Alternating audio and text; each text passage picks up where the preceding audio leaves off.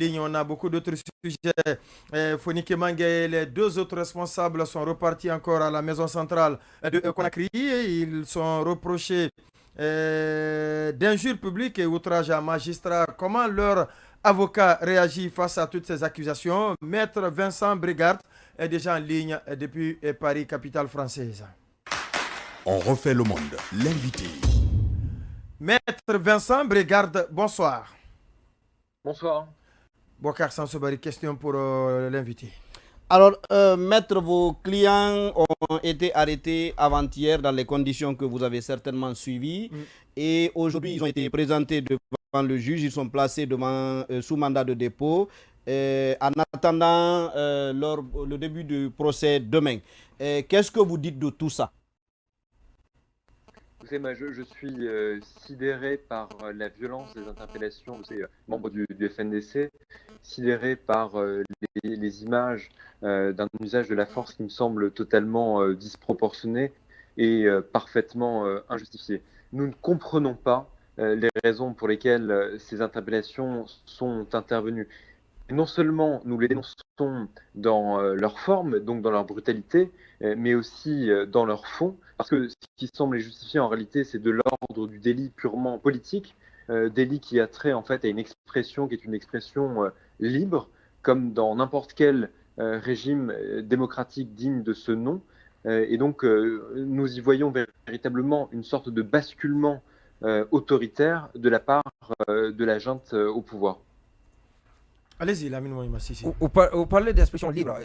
Est-ce que vous savez que le premier, l'auteur, celui qui a publié celui qui a fait cette publication avait retiré sa publication et avait demandé et s'était excusé. Celui qui s'accuse savait alors certainement que l'expression était condamnable. Est-ce que vous le saviez?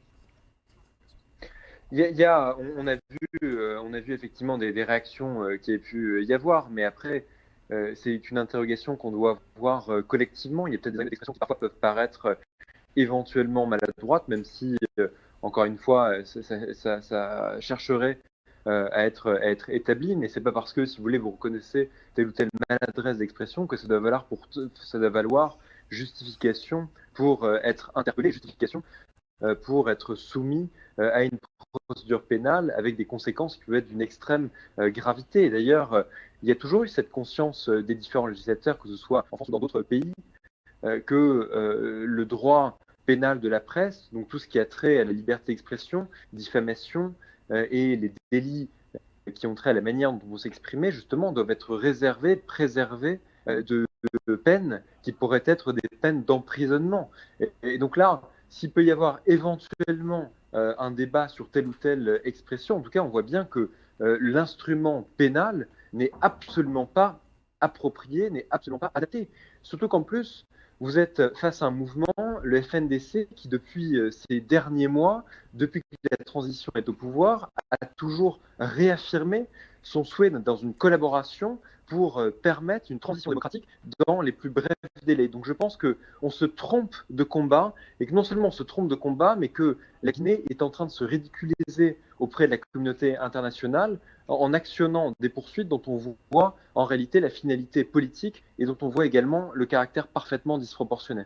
Alors, tout cela est fait par le procureur général qui, pourtant, il n'y a pas longtemps, vous l'avez félicité sur cette même antenne, dans cette même émission, quand il a ouvert une information judiciaire contre Alpha Condé et certains de ses collaborateurs. Comment vous trouvez aujourd'hui la démarche du même procureur général Charles White? Je trouve qu'il y a un paradoxe assez notable entre ces deux mouvements, parce que dans un premier temps, effectivement, les poursuites qui avaient été diligentées contre Alpha Condé, l'ancien membre de son régime, nous semblaient justement participer d'une volonté de justice et de vérité pour les Guinéens et pour l'ensemble des personnes qui ont pu être victimes de ce pouvoir. Et de l'autre, aujourd'hui, on se retrouve avec des poursuites à l'endroit de personnes qui composent le mouvement qui était à l'origine du signalement qui avait été fait contre Alpha Condé et contre les anciens membres de son régime. Donc il devrait y avoir une conscience de la part du procureur que le FNDC a toujours été dans une participation active avec un usage des voies juridiques et des voies légales à sa disposition, et nous ne comprenons pas cette espèce de tête à queue entre ce qui semblait être une prise en compte de nos préoccupations, une prise en compte des préoccupations légitimes du FNDC, et aujourd'hui une volonté de criminaliser ses membres. Après, là où nous le dédouanons, c'est que nous ne remettons pas en cause, si je puis dire, ce qu'il a pu faire lorsqu'il a décidé d'actionner des poursuites, notamment contre Alpha Condé, mais s'agissant en tout cas des membres du FNDC, on peut penser qu'il n'a pas eu complètement les mains libres. En tout cas, c'est l'interprétation que nous faisons, et cette interprétation est renforcée à la lecture des reproches qui sont formulés dans le communiqué du parquet général sur la procédure suivie contre ces 3 personnes, et qui encore une fois, laisse assez pantois. C'est-à-dire que laisse pantois parce qu'on vient vraiment reprocher des idées qui concourent au débat d'idées. C'est-à-dire qu'en fait, si on vient aujourd'hui criminaliser des expressions uniquement parce qu'elles critiqueraient le régime en place, eh bien, ça voudrait dire qu'on basculerait dans un la régime critique est totalement différente de autoritaire qui ne l'insolence, permettrait M. pas Vincent l'alternative. Brégard. La critique est différente de l'insolence quand même, parce que Monument le disait tout à l'heure, même la personne qui a tenu le propos a retiré le propos sur sa page. Cela sous-entend convenablement que ce qu'il a dit n'était pas quelque chose de bien. Mais la détention doit intervenir dans des circonstances et dans des cadres qui sont totalement exceptionnels. Lorsque vous n'avez pas de justification de trouble à l'ordre public, lorsque ça ne remet en cause de façon... Et outrage à magistrat. Donc ça, Fonikè Menguè. On voit bien, je veux dire, Pour le cas de Fonikè Menguè. en toute bonne foi, on voit bien la lecture de ces propos qui ne sont pas de nature à déstabiliser un pouvoir, et de façon, je veux dire, de façon assez surprenante, encore une fois, on utilise des interpellations dont on voit bien qu'en réalité, elles poursuivent un objectif qui est aussi de pouvoir bâillonner ces expressions, et surtout qu'en plus, ces expressions interviennent dans un contexte particulier, et tout ce que reconnaissent les juridictions, et notamment internationales, c'est précisément une plus grande liberté d'expression lorsque vous êtes face à des régimes qui peuvent aussi basculer dans une forme d'autoritarisme. On peut se permettre, quand on est face à des régimes, quand on est dans une situation comme ça, où certainement, ouais. Mais le droit de critique on peut tout dire, est forcément accru. Si vous voulez, nous, ce qu'on observe en tout cas en Guinée, c'est que d'un côté, vous avez non seulement une restriction des libertés collectives, dont la liberté de manifestation, et que désormais, on voit qu'en fait, ça gagne tous les champs des libertés individuelles et collectives, avec désormais une procédure en réalité faite pour faire l'exemple et pour pouvoir dissuader d'autres personnes d'exprimer leur mécontentement. Et je pense que tout le problème originel provient aussi du fait que vous êtes face à un régime transitoire qui est en train de se maintenir au pouvoir et qui ne respecte pas les engagements qu'il avait pris de permettre une transition démocratique de façon apaisée et surtout rapide. Donc encore une fois, on n'est pas en train de faire le procès du régime. Ça se fait ici suffisamment et bien. Parlons du cas pour lequel vous avez été constitué, donc cette interpellation et les propos qui sont incriminés. Oui. Est-ce que, selon vous, vous pensez que cela doit leur valoir donc une interpellation? Une ouverture d'enquête.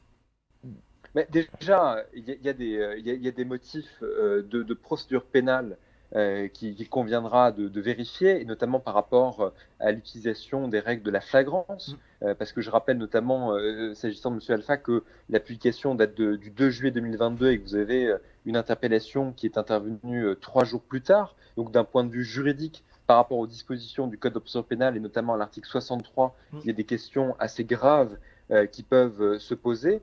Et vous avez des questions qui se posent également par rapport à l'article 81 du Code de procédure pénale relatif à l'usage de la force publique dans le cadre d'interpellation. Donc nous, ce que nous disons, et vraiment je le réaffirme avec force, c'est que nous sommes face à une utilisation de la force publique qui est parfaitement disproportionnée, parfaitement injustifiée, et que s'il peut y avoir éventuellement sur telle ou telle expression un débat, c'est un débat qui relève de la liberté d'expression, c'est un débat qui peut être un débat politique, mais qui n'a rien à voir avec l'instrumentalisation de la justice pénale. J'entends votre argument qui consiste à dire qu'effectivement, il ne s'agit pas de refaire le procès du régime.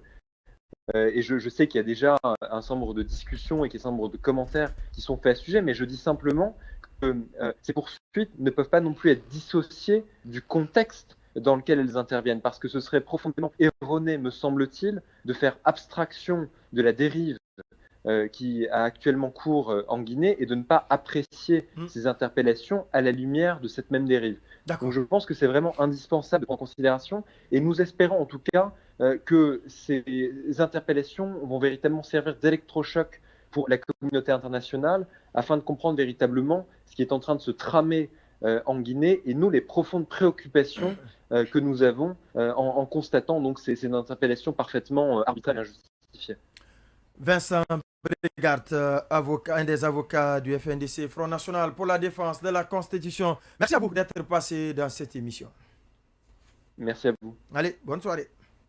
Vous écoutez On refait le monde, votre rendez-vous quotidien de décryptage de l'information sur Joma Media, et vous faites bien. Boubacar Sansobari, l'autre nouveauté, c'est bien cette sortie du procureur du tribunal de première instance de Dixine qui vient démentir le communiqué du ministère de la Sécurité. Maître Al-Gassimou Diallo dit que nulle part il a décerné une réquisition pour l'arrestation des trois activistes de la société civile. Oui, c'est carrément un cheveu dans la soupe parce que ça vient remettre le débat dans cette interpellation. On va rappeler que le ministère de la Sécurité, dans le communiqué relatif au bilan de manifestations d'hier, diffusé à la télévision nationale, disait que l'arrestation de Fonike Mengue et de ses camarades résultait d'une réquisition du procureur de la République près du tribunal de première instance de Dixine. C'est à la suite de ce communiqué que le dit procureur a fait aujourd'hui un communiqué pour dire non seulement qu'il a appris ce communiqué, qu'il a appris tout ça avec surprise et étonnement, mais il semble aussi au-delà de ça, parce que moi j'ai eu l'impression que, c'est vrai, il demande le communiqué du ministère de la Sécurité, mais j'ai eu l'impression que c'était une opportunité pour lui de se démarquer de la manière dont l'arrestation a été faite. Parce que... Oui, mais c'est le même procureur encore qui les a inculpés, hein.